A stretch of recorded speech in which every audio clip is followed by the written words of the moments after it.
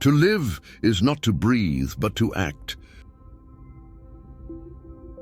Freedom can only be given to someone who dares to live by their own judgment.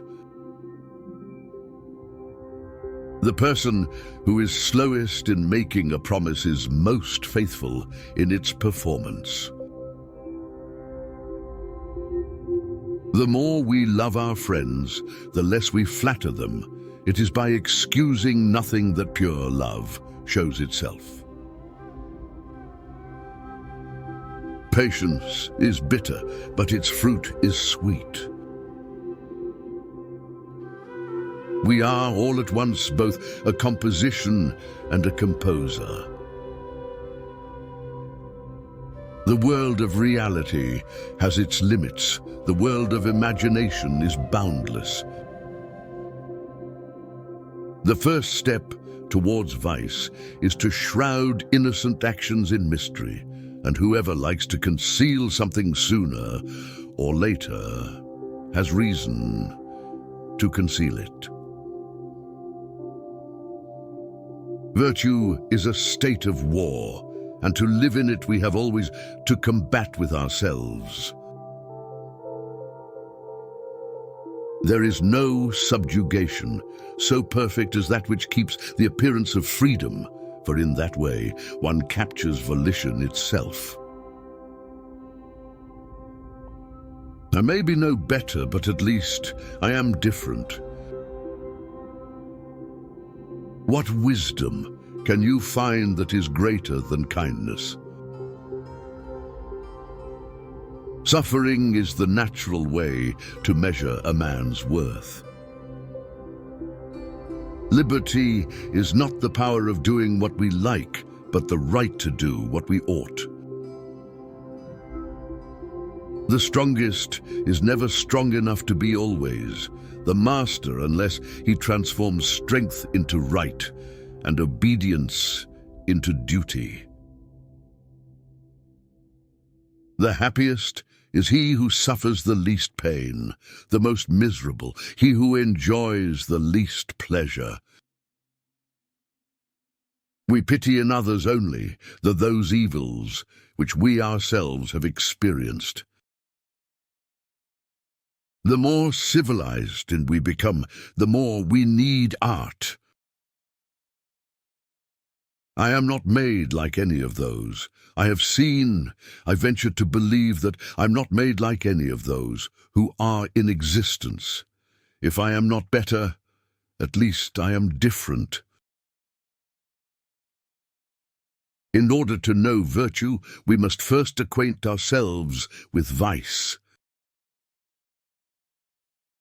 The strongest is never strong enough to be always the master unless he transforms strength into right and obedience into duty.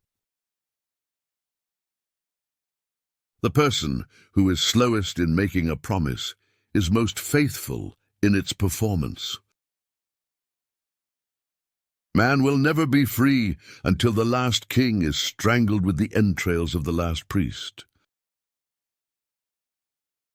Only passions, great passions, can elevate the soul to great things. We swallow greedily any lie that flatters us, but we sip only little by little at a truth we find bitter. The philosopher has never killed any priests, whereas the priest has killed a great many philosophers. Free people, remember this maxim: we may acquire liberty, but it is never recovered once it is lost. Watch out for the fellow who talks about putting things in order. Putting things in order always means getting other people under your control. There are things I can't force, I must adjust. There are times when the greatest change needed is a change of my viewpoint. Happiness, a good bank account, a good cook, and a good digestion. The sovereign, having no force other than legislative power, acts only by means of the laws. In the purely civil profession of faith, the sovereign should fix the articles as social sentiments. As soon as a man says of the affairs of his state, "What does it matter to me?" the state may be given up for lost. If then the people promises simply to obey, it loses what makes it a people. Each member of community gives himself to it at the moment of its foundation. When the whole people decrees for the whole people, it is considering only itself. When citizens would rather serve with their money than with their persons, the state is not far from its fall. The strongest is never strong enough to be always the master, unless he transforms that strength into right. There is often a great difference between the will of all and general will. Each of us puts his person under the supreme direction of the general will.